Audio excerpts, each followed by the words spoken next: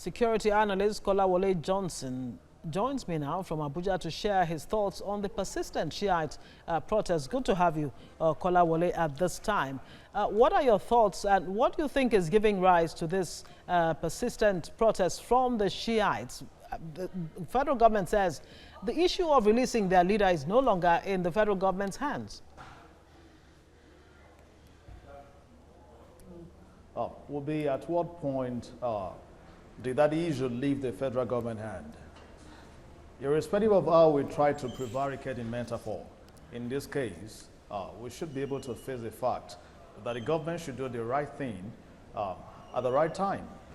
No matter what you accuse the leader of the Shiite group, I think the court has given several judgments, and the state is not seen to be respecting that judgment.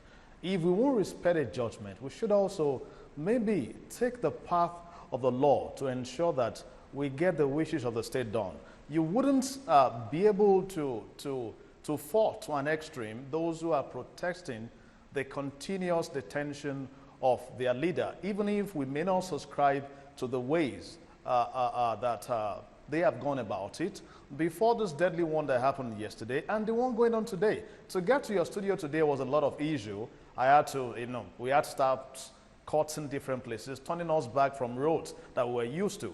So one thing you will say is that when the Shiite guys also went to the National Assembly last week or thereabout, it turned violent. I mean, they were burning cars. So they actually, even if the security forces had not been fair to them all along, but that also, they got on the precipice. I mean, they went beyond bounds. I mean, by burning vehicles and turning themselves to another issue in town. So in responding to them, we should have expected the security guys to be professional. Live bullets in a protest for those who are not armed, I think it is not encouraging at all. So to just cut the long story short, we should be able to do the right thing at the right time to save situations like this.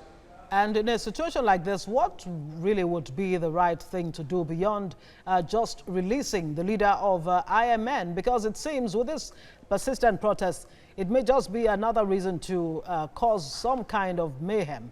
From what you've said, they have not handled themselves, the protesters, in a way that proves that they are civil.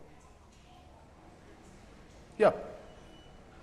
Well, of course, they have not handled themselves, but you should understand that that when folks are angry, they have different ways of expressing themselves, especially for a population that you may want to score as not being as refined as you, who sit in the studio to analyze. Of course, they are mostly not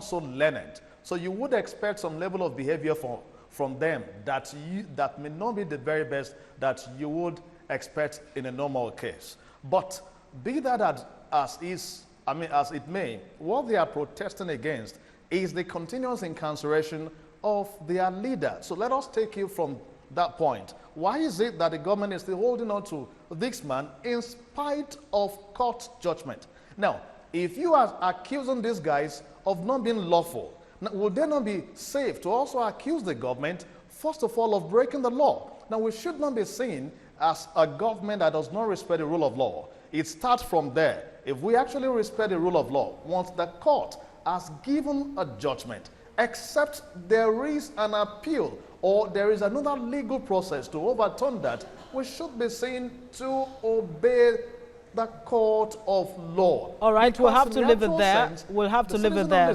We'll have to leave it there. Kolawole Johnson, of course, government has said it has appealed. That was why, or part of the reasons why the leader of the IMN has not been released. Kolawole Johnson is a security analyst. Thank you so much for joining us.